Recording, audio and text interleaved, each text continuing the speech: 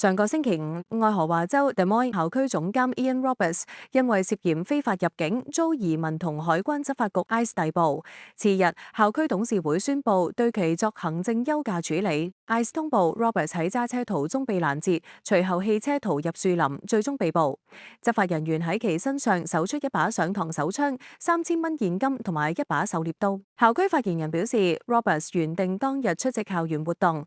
事發之後，大批民眾喺 Des Moines 市中心聚集，抗議其被拘留。ICE 透露，現年54歲嘅 Roberts 喺1999年持學生簽證入境美國，喺2024年被勒令驅逐出境。佢仲喺2020年面臨非法持有武器嘅指控。然而校方對驅逐令毫不知情，話第三方背景調查未發現異常。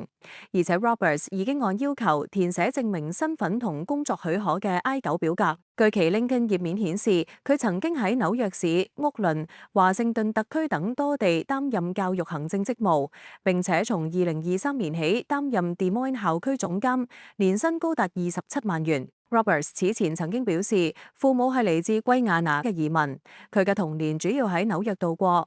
佢仲曾經代表圭亞那參加2000年奧運會田徑比賽。天下衛視記者編輯報道。